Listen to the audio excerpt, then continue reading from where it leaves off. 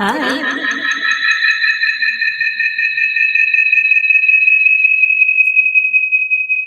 Good evening and welcome to Monday night's segment of Horsefly Chronicles Radio with myself, Julia Siracusa, and Philip Siracusa. We are broadcasting live from the United Paranormal Radio Network on 105.3 FM from New Orleans. This evening's show is sponsored by Carnation, so we want to thank them for their sponsorship. We will have to do a few things in order to participate. Go over to the YouTube channel, UFO Paranormal Radio, and get into chat. Subscribe if you haven't. You can go into all of the United Public Facebook stations, Twitch, SoundCloud, and Podbean. You can also go into the UFO Undercover with Joe Montaldo on Facebook as well. I can respond to your comments on our YouTube channel on UFO Paranormal Radio. And if you have any questions for our guests, please ask. Today we have an amazing guest, guys. Phil's been studying near death for so long. So I want to please welcome to the show Janet Tarantino. Janet is a network coordinator for a major corporation. Janet has experienced multiple NDEs where she has experienced all of our questions to what happens to you after you cross over to the other side. God showed her moments of her life and told her these moments matter and understand them. After years of silence, all of the moments she was shown now occurred, and she is ready to reveal what she saw and learned. So she has written a book, Dying to See, Revelations about God, Jesus, our pathways, and the nature of the soul. You can purchase her book on Amazon and Barnes & Nobles and read her whole story on her website, janettarantino.com. So please let's welcome her to the show. Welcome. Yay! Hello. Thank you. Hi, how are you? I'm doing great. And you? I'm doing great. Thank you so much for coming on tonight. My pleasure. So, you're echoing a little bit. Do you have two mics on or maybe a speaker on? I turned my speaker off. Let me turn off. I'll turn off my mic. Yeah, that won't, the mic. Now we can't hear you, so.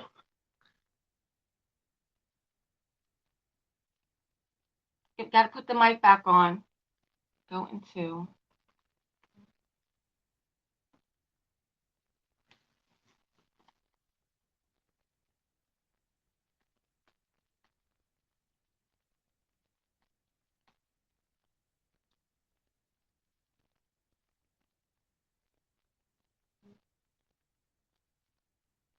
Can you hear us?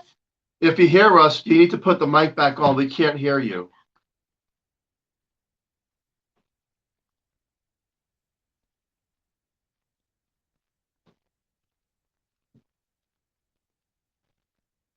I don't know if you hit something.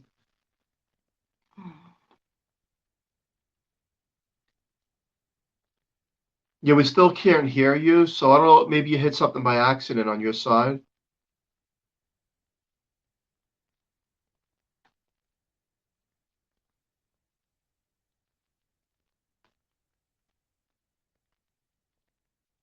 Hello? It doesn't sound.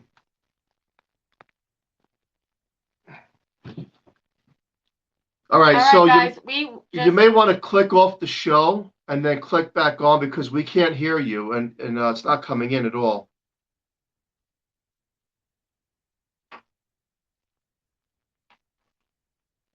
All right, so sorry about that interruption. That's computers and internet and all that fun stuff. So I guess we'll be back shortly. But as Julie was saying, near-death experiences I'm intrigued by. And, we study these cases for years, and especially people that have been proven clinically gone. I mean, there's no heartbeat, there's no functions of the brain. And some of them, like the guy who 90 Minutes in Heaven, right? Oh my God, I love that movie. I'm just trying to get our guest back, but that was a great. That was a great movie. And book. And book. We read the book first. There's a lot of similarities to the people that cross over, where they go through this tunnel Can you hear us now? Yeah, Okay, there's something going on your end. We'll try to make the best out of the show, but whatever's happening is you're getting feedback, so it's echoing through your system. yeah. I'm not sure why, but we'll do the best we could do. Okay. Sorry. Can you say hello? Hello. Okay. Thank you It's for a little having me. bit. It's a little bit better. Usually, when that happens, something is too close to the microphone, which is setting off the feedback. Oh, I don't have. That'd be this. The only thing I have here is the speaker.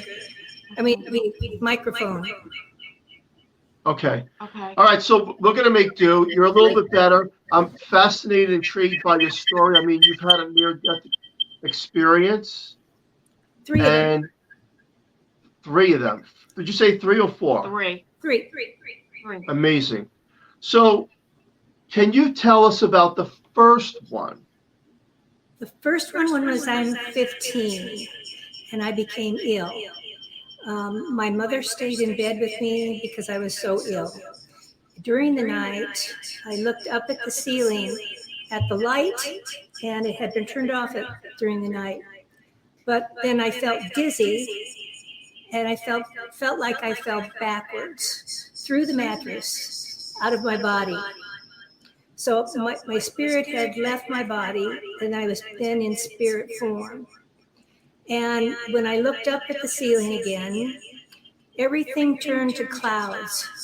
And then there was 2 swirling motions on the ceiling again, and 2 more openings opened into the clouds into 2 different worlds. In one, I saw a sumo wrestler dressed in white, in a white light, in just looking at me.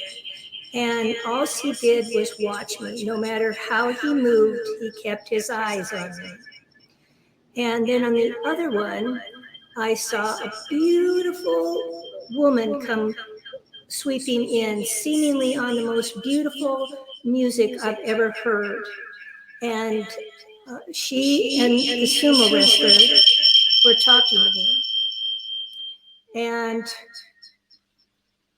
we're talking to each other, not me. I couldn't hear them. And so I just watched. And then I was so interested in her dress, I was all of a sudden up at her dress, and I flew in and out of the lace eyelets on her dress because I was then in energy form. Like the eyelets were caverns, that's how small I had gotten. And then I returned to above my body. And I knew I was above my body because of because I was at the window height, which was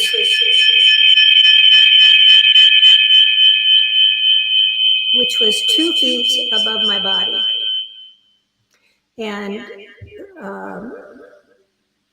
then when they were done with their conversation, there's more that happened, but when they were done with their conversation, they transformed into 2 balls of light and left the room and observed me from the side windows. And then when they left, I went back into my body.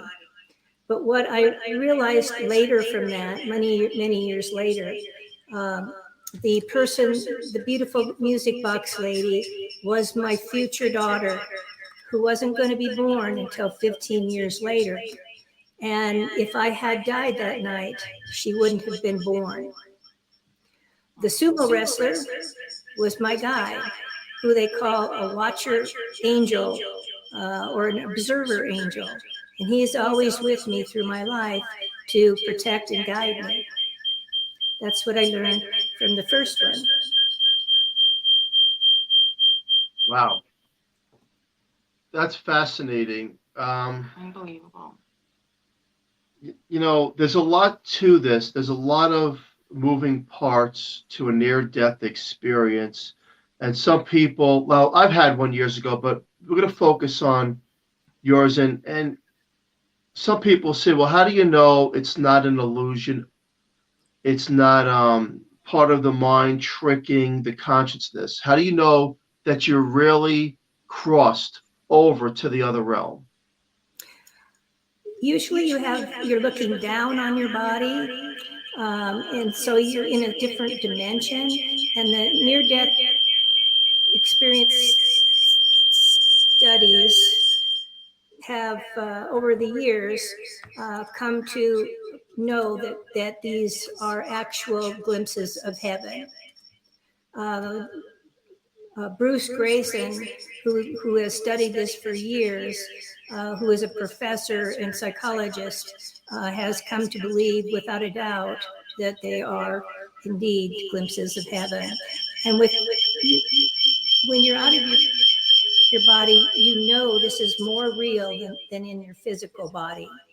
And it's all peace, love, and tranquility. At least that's what it was for me. Peace, love, and tranquility. So you felt no pain. You felt the love. You felt peace. And that's one of the signs that validates that you had a true near-death experience. Interesting. I believe you. I believe in them because I've had experience. And what you just said validates, hey, this was real. You know, I know that side. And you were hovering over your body. Now, I want you to tell us about the second near-death experience. But before you do that, can you just move a little bit, because you're coming loud and clear, back away from the microphone? Yeah. Because a lot of people listening, this is a really interesting story you have, an experience, but I don't want to get feedback. I want people to be able to hear this. How about that? Is that better? Yes, a A little little better. bit better, just a little bit better. Is that better? I moved it back farther. It's better. A little bit. Yes, something you're doing on that end is That's making me whatever echo. you're doing. That's making Is it that work. better? It's okay. It's okay. All right, take us to the second near-death experience. Okay, the second near-death experience was when I was working for the corporation. And I was on a break, vacation. My parents had asked for the kids for a month. And so I had a month to myself. So I delivered the kids to Boise, and I live in Denver. I returned to Denver, and before I was go back to work, I wanted to plant all my flowers on the deck. So I went to the flower nursery, and on my way home, I was in the middle lane of a 3-lane road, and there was virtually no traffic around. And I noticed that I was catching up to the person in front of me faster than I should be. And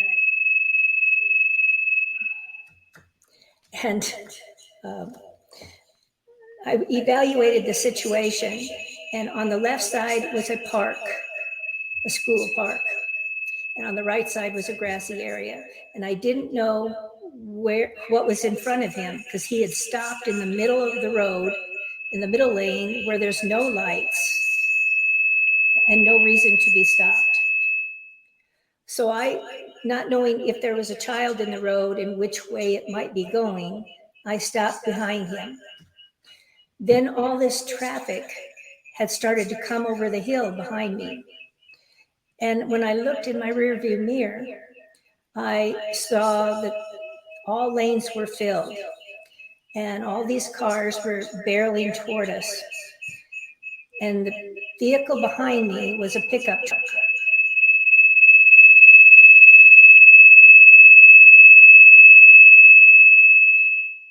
And the driver was looking to his right, and I knew he didn't see that we were stopped. I knew I was going to get hit, and I hadn't fastened my seatbelt. I was going to do that on my way home. And I knew I couldn't get it fastened. So in my mind, I yelled out, "Oh God, he's going to hit me." And that's when I heard a voice give me directions on what to do.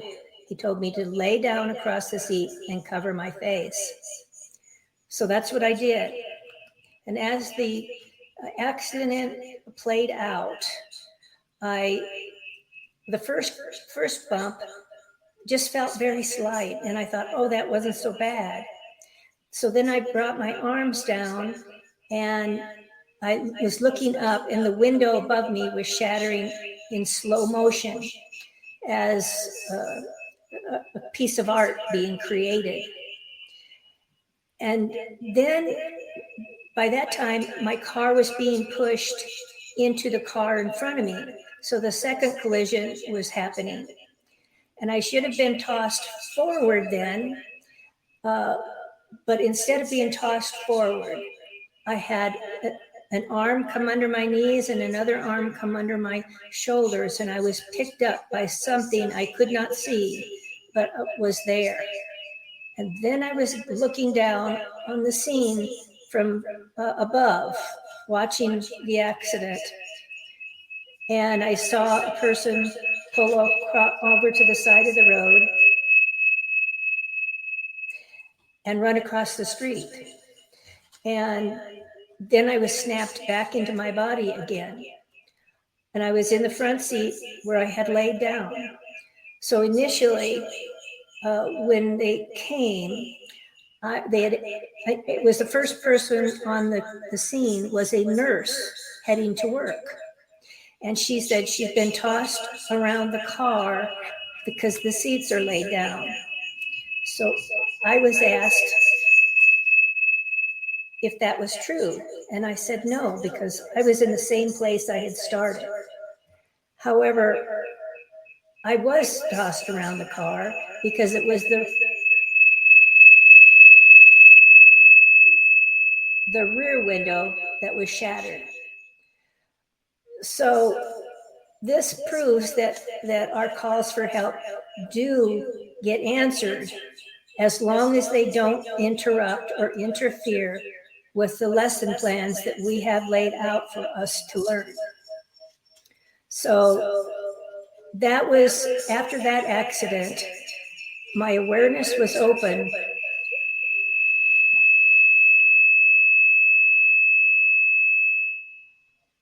to the invisible beings that would be around us. Now, do you think these lights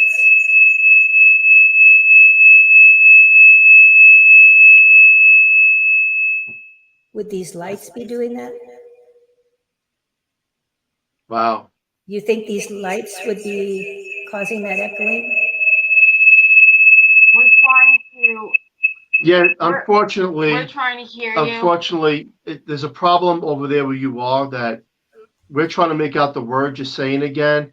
And what's happening is, once again, it's all feedback, and we're trying to decipher your words, but it's not working out. I would assume that there's some kind of another gadget on where you are. Ring lights? And I'm sorry? Ring lights?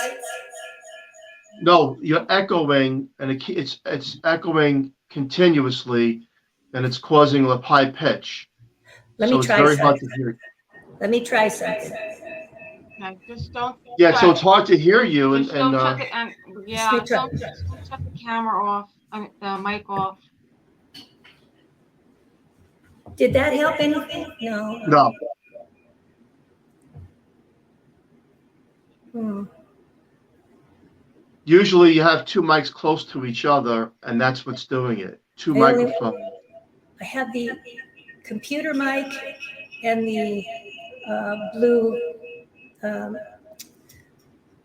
my other mic that I'm using. Yeah, that's what's doing it. What other mic? Okay, so it's sending feedback off of each other, and then if we can't hear you, I'm sure the listener on FM is not hearing you as well, because you only can use one mic. But how would I get the other mic on? I don't know. That's why I was suggesting, if you move far away, like maybe like 2 feet back from the microphones, it's worth a shot.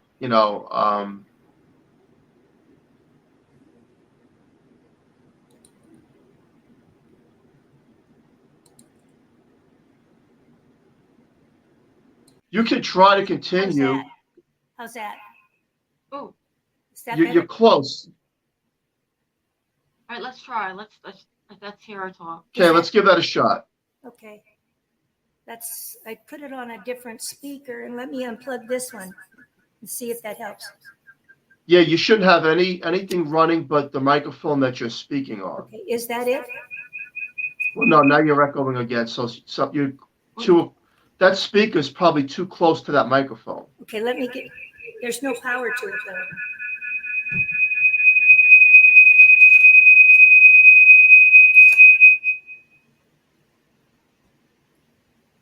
Okay, there's no power. That's way over there.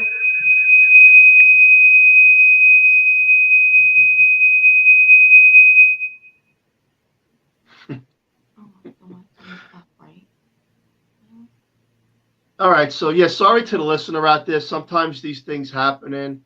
Unfortunately, we're going to try to make the best out of it. If not, we're going to cut the show early tonight because if I can't hear it, I'm sure that everybody else is not hearing this as well.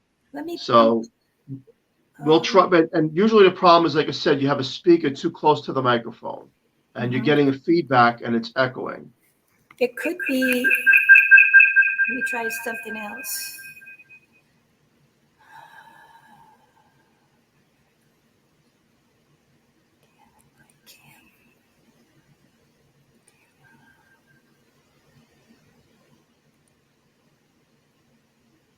So near-death experiences, we have a person on who's experienced quite a few. And it's when you're hovering over the body, the peace and the tranquility on the other side. Let me ask you a question, Phil. When all these deaths that you study, do they all have a similar story? There's always something similar. Now, some people go through the tunnel. When I had mine, and I didn't die. I remember, I was put under, and I shot through a tunnel really fast. And I was about 9-10 years old in a dentist office and on the chair, and I shot through this tunnel, and it was like getting sucked into a vacuum cleaner hose. That's what it felt like. It was so quick, and it was dark, really, really dark. And then all of a sudden, this tremendous light opened up at the other side, and the light was overwhelmingly beautiful. Wow. And on the other side, it was my grandmother who crossed over, and it was my grandfather who I never got to meet in the physical world. I never met him. And I knew I seen him, and I knew who he was just by seeing him, but I never met the man. You knew him, but you didn't meet him. And he goes, "Hi, Sonny."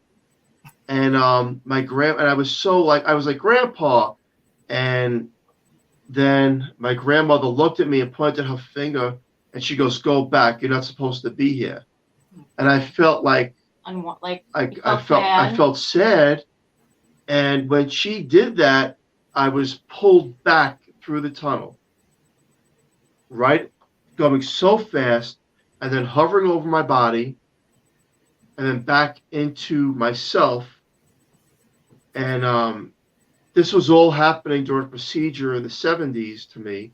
The sweet air. The sweet air. Yes. And that's what they used back then.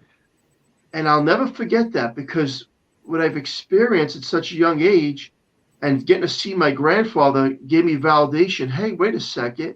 We go on. This is not the end of our journey. Yeah. And I was young, so I really didn't know that till years to come. Right. That there is another side. And I will tell the listener and the viewer this is that what I seen, first of all, there's no real words to describe the beauty of the light. It was like thousands of miles wide and high, and there were these huge gates behind them. These gates were like made of something, I don't know. I mean, I wasn't that close to these gates. And they were outside of these gates. Welcoming, well, he was welcoming me, but my grandmother knew I was coming, and she sent me right back. Telling you to leave. But it was beyond perfection. Yeah. Like the words, if I say beautiful, it means nothing. If I say perfect, it means nothing. You really can't describe the words to the other side. But as our guest was saying, but she rang a bell in me that the tranquility and the peace. I take back that the ultimate word within the physical world and obviously the spiritual world when you cross over is love. Yes. And we say the word, but we really don't know the meaning behind the word, right? Because we could say, I love you. And then the next day you have a fight. It's like, well, I did love you. It has no substance, but the real meaning of that word is not respected enough. And it's up until you have that experience like our guest did and I did when you cross over, it's like, wait a second. That word means everything. It is everything. We are everything. Mm-hmm. We are the love, the light, the peace, the harmony. And you don't know that till your soul crosses over and you experience that. And, I had sent my guest friend request on the near-death experience page, and there's about maybe 50 to 70 people who talk about crossing over to the other side. Mm-hmm. And some people were clinically gone on the hospital table. They were gone. That was For it. a while. They were pronounced dead. And they tell their story of, hey, wait a second. When we crossed over, we seen everything like a 360 degree. We seen everybody in every state. We felt the emotions, the impressions, and the prayers. One thing I want people to know is that when we pray for a sick one, a loved one, those prayers are being heard. Yeah. I promise you that they are being heard. Yeah. And sometimes, people say, well, you know what? I lost someone and I don't believe my prayers were answered. I will tell you this, that up until the time you actually cross over, it's going to make sense that it was answered in a different way. Just like this guy that was in a car accident, Anthony, I forget the last name, he's on my page as well, and he lost his son and he lost the wife in the car accident. He fell asleep behind the wheel. And he had a hard time dealing with that, but he's seen where they went. Yeah. And he accepted because, like, wait a second, I seen where they went, and it's almost incredible to describe. So my guest, I want to ask my guest a question. Yeah, let's see if we can. I want to ask you a question. Do we, in the physical body, before we're born, do we pick our exit signs? Mm-hmm. Before we're born, we do. We do. I was before a panel of beings.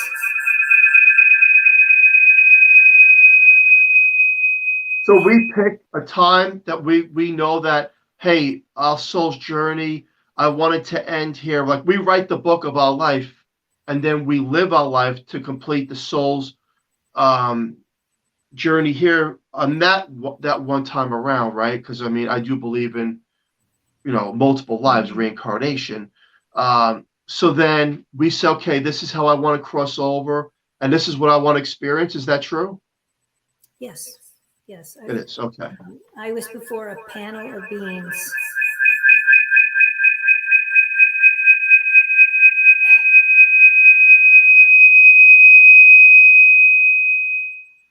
And they made it known that they brought certain people into my life for a particular reason.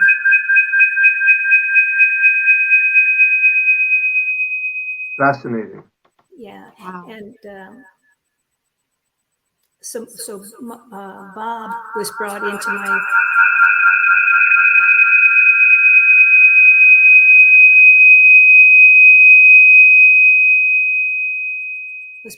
my life from the other side of the world for a particular lesson. So I find that fascinating. Yeah, I believe that we come into the physical world in soul groups. Mm-hmm. It's like we come, just like we are physical people here, we have friends and all that stuff and cousins and all that and parents. On the other side, how I felt and how other people describe it is that's home. Right. That's home. Yeah. Some people will say, well, it's heaven. I call it home. It's home. It's the perfect fit of the soul of us. It's home. A lot of people do say that. And we come here through these journeys to learn more. And I guess one of the questions I always have is, well, if the soul knows the soul doesn't know everything. Mm-hmm. Why do we do these journeys in the physical world? it knows at a certain level, because I saved this picture on a magazine of a tunnel and a little girl.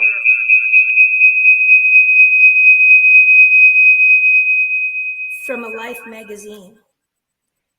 Let me throw that up.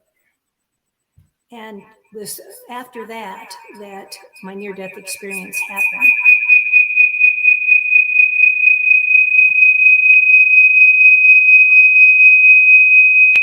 Wow.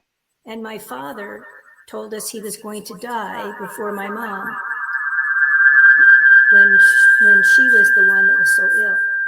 And sure enough, that was in March, and he died in September before my mom, 9 days before my mom.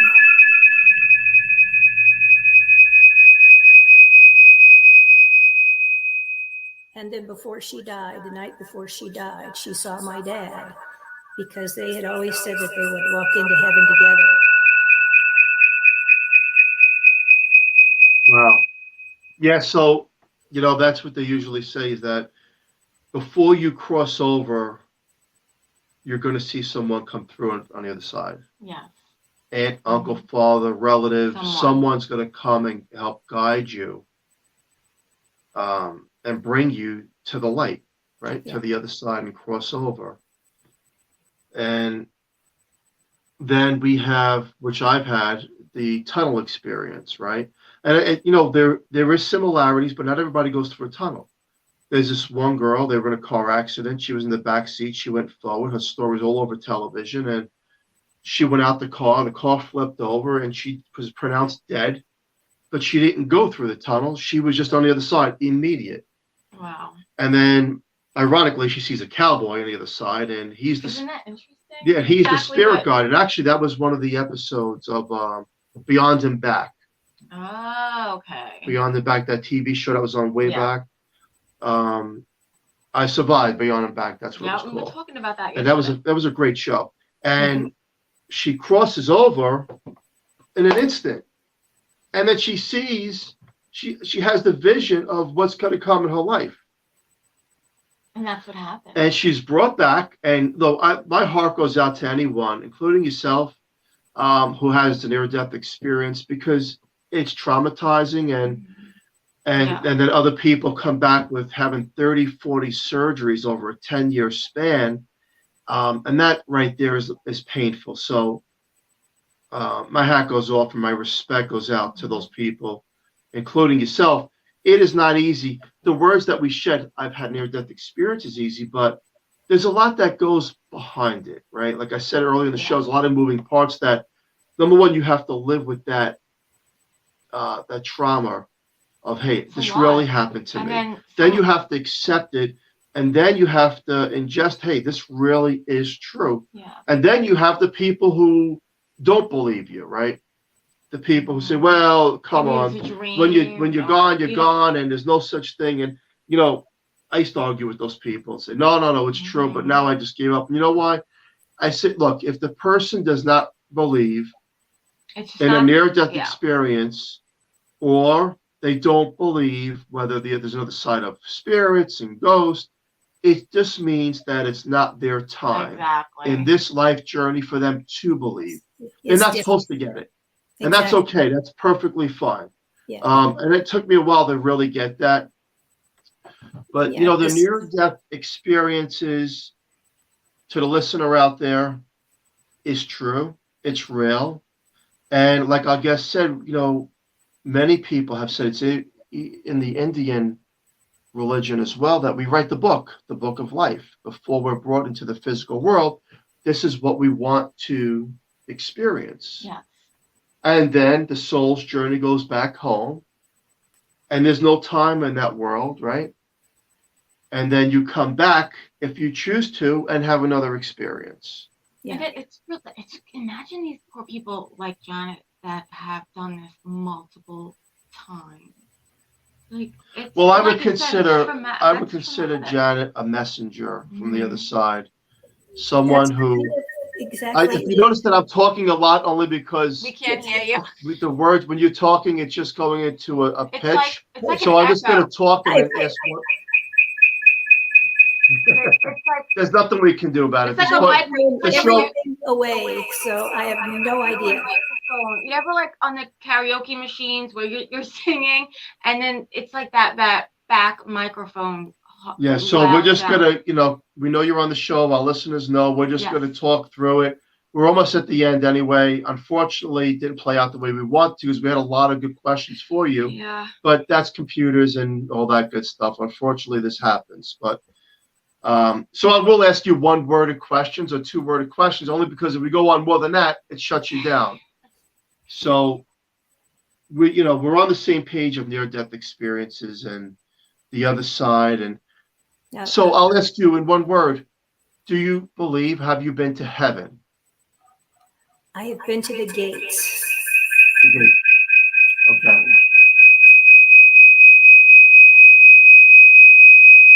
You've been to the gates. In these And experiences, but I've been there in others. yeah, all right. And that goes to the gates is a big thing. All I You hear know? about it is the gates. Yeah. Well, the gates is, Gates of the I was light. on the outside of that gate. And I believe if I was brought into the inside of the gate, then you're not brought back into the physical. It's over. Then your journey is the other side. I wasn't inside that gate. The light was the point of no return. Okay. Yeah. So The big one would have been fun.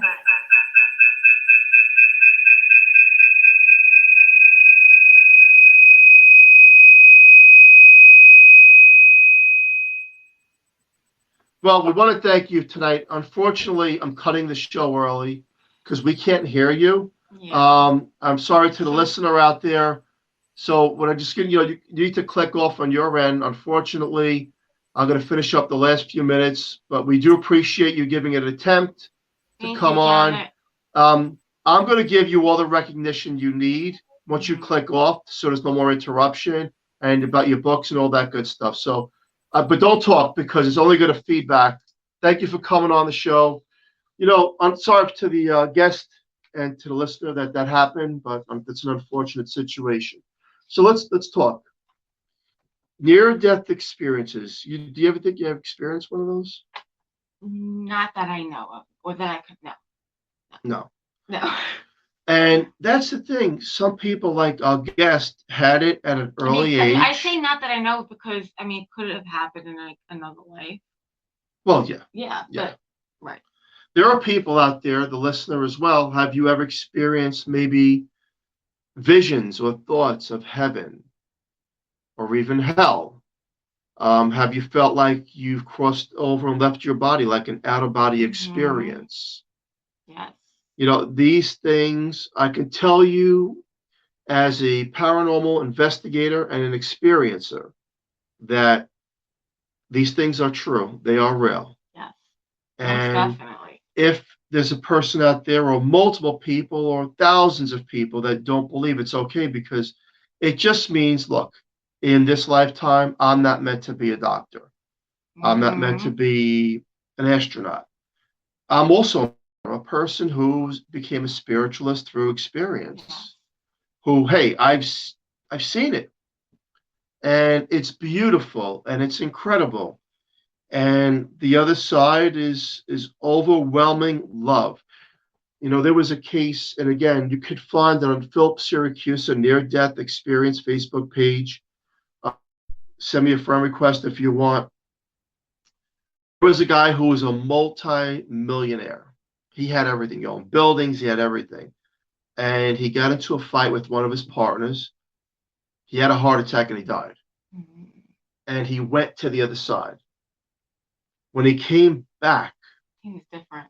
He sold everything and changed his life to love, God, peace, and helping put foundations for the sick and for the poor, and St. Jude's Hospital. And he said, look, I had it all wrong. Now, we all want money.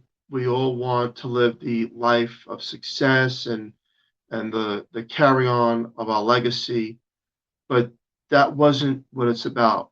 I had it all wrong, and I feel better now.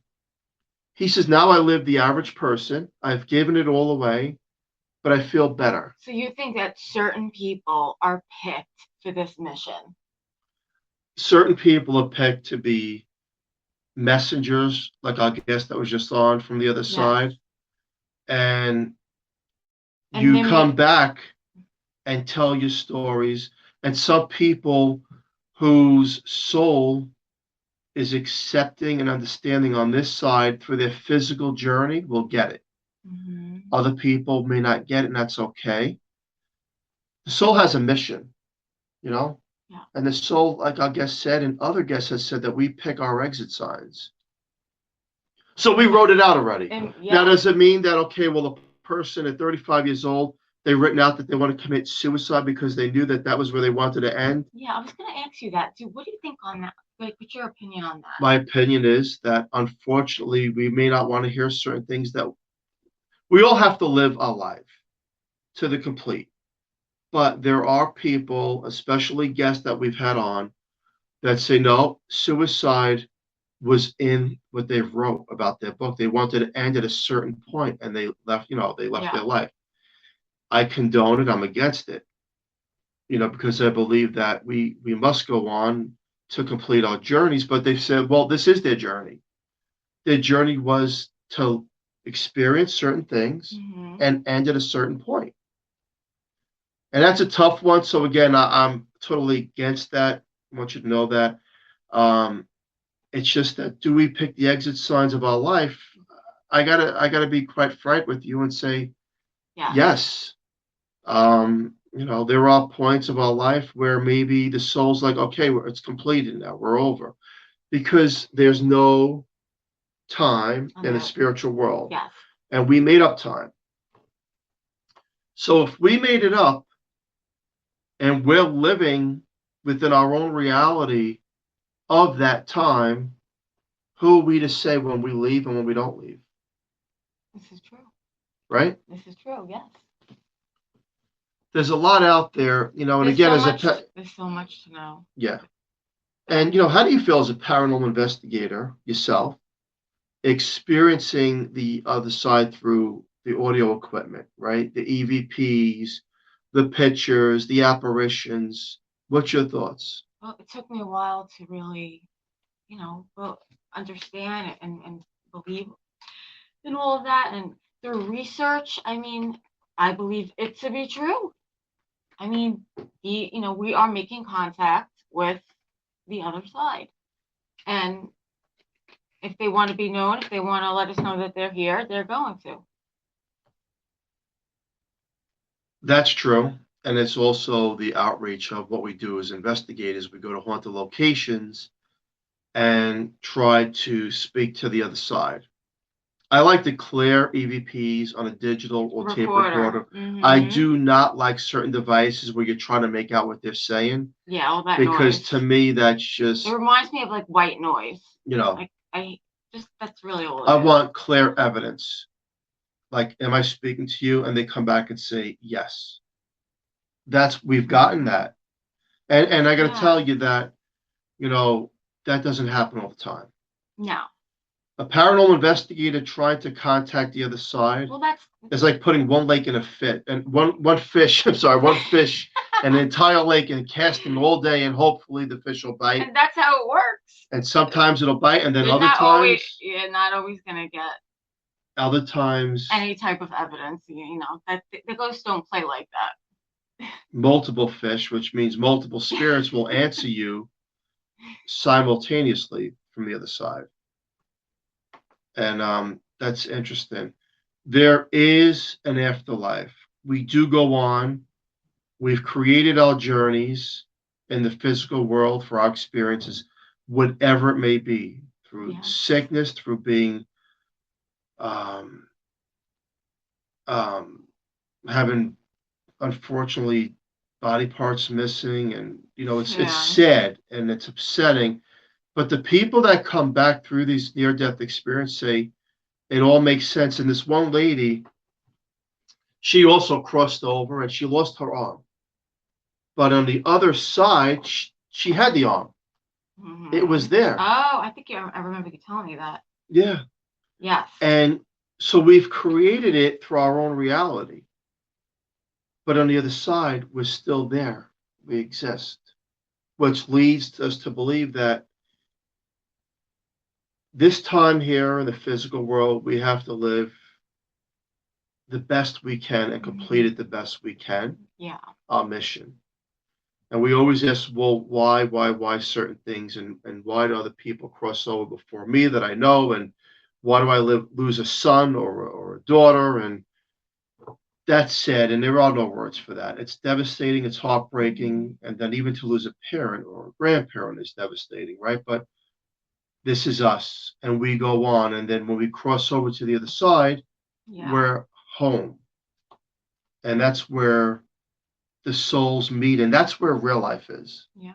You know, it's like this is an illusion in the physical world, sort of like an illusion, because when you're on this side, everything's more clear and crisp. Yeah. And you don't have to speak words, it's through the mind as well. You could feel the emotions, the love of everybody on the other side. And, you know, people ask me, well, what was it like over there? Are there computers? No. Cell phones? No. It is back to the most basics, but the most fundamental parts of our life are the truest form of us and the best forms of us, which means that we look at things different on the other side. We look at a flower and can feel the vibration of energy coming from the flower, of everything that lives, and every comes from everything on the other side. So everything shines as if it's alive. Okay. And it is alive. I have a question. So now, do you think when you cross over, do you think that we all have jobs to do? Like, is everyone given what do you what do you do? We've heard that before. Like, everyone has a job or something to do. So it's not a 9-to-5 job. It's I didn't mean it like that. You know what I mean? We've talked about this. Like, does everyone have like a purpose or something that they have to take care of? The answer is yes. That's what yes. That's Maintaining what heaven, yes. So I lost a friend. It was a mutual friend, Ron, I'm talking about. Oh yeah. He was a friend of sad. ours, and unfortunately, he died a few years ago. Lived in Eastern Pennsylvania. From cancer from 9/11. He was a fireman. Yeah, and I seen him in a dream, but the dream was real, and I was pulled into that side, and I remember seeing a light around him, around his physical body, but he looked perfect. And he's looking at me, and I'm walking over to him. He's standing near a tree. I'll never forget this. And I'm walking closer and closer as if I was like blocks away from him. And I says, "You can see me?" He goes, "Yes." And I felt his emotions through my mind and my consciousness. Like, we go on, Phil. I'm okay. I'm fine. Yeah. It's not what you think. It's more than I died. It's more than that. This is real now. Mm-hmm. And there's another friend who, when you ask about jobs on the other side, Ron, who lived in Easton. Yes. The other Ron, the motorcycle Ron. And I seen him in a dream, and he was working in a building up in the sky. Mm-hmm. And in the dream, I'm talking to him. I'm like, "You're doing carpentry work." That's what he loves in the building. He's like, "Yeah," and he was laughing. He was happy. Mm-hmm.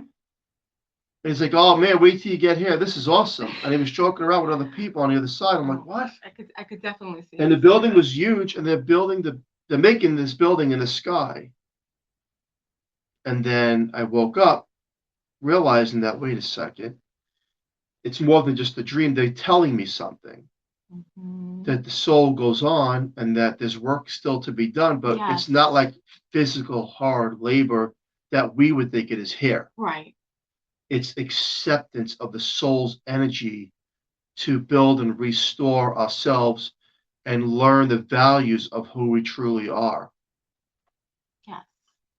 So I've had many of experiences, like our guest that was on, that the other side, you experience things and you take back and you tell other people who want to hear about it, who can accept it, who can validate it, and maybe their own dreams. There are many, many people with out of body experiences. They are real, they are true.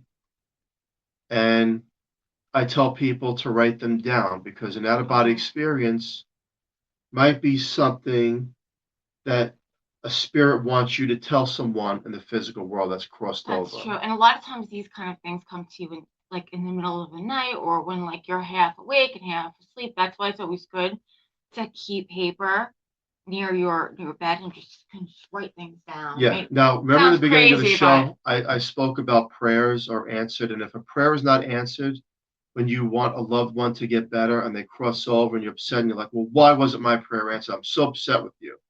The other side, you're talking to whoever you pray to. Yeah. Don't be. Don't be, because there's a reason for every single thing. And you already wrote the reason in the book of life for you. And when you get back on the other side, you say, wait a second, now I get it. I understand it. So this has been a really good show. Unfortunately, like I said, we lost the guest a little bit early, But we still want to thank Janet Tarantino for coming on tonight. And, she does have a really amazing story. And if you want to read her book, you can go to her website, janettarantino.com. And her book is Dying to See. It's the name of it, Dying to See. And it's an amazing book, and you can really get to know all about her there. And then we want to thank Carnation for sponsoring the show. Yeah, let's talk about Carnation for a minute. We love them. So Carnation, great products. Give me some of the products. Well, all I know is that we buy them all the time, the Carnation Instant Breakfast. I mean, our son lives on them because he doesn't really eat. He's a picky eater. Yeah, a lot of people like Carnation. I like Carnation. Actually love Carnation. And it's good to have Carnation now. Instant milk is good to have when you have power outages, right? It's always good. I mean, my mother always used to have the dry milk in her cabinet. But if you have a power outage, especially now, everybody's always losing power. Always keep that in the closet, and then you have milk. So thank you, Carnation. Thank you to our guest, and join us next where Monday can you night find her books? On United Public Radio Network on 105.3 from New Orleans. And again, you can find all of her books on her website, janettarantino.com, and she has a book on amazon.com and barnesandnobles.com. She definitely has fascinating experiences, and you definitely want to read the books because. And I really feel bad that we couldn't. I find it compelling, and it's something that will open up your mind. Yeah. Right. Make you think. Make you think. Everyone, have a great, safe night. We'll catch you next week. Horsefly Chronicles Radio. And next is coming up, the Angel Rock. The Angel Rock. Yay. Awesome show. Thank you.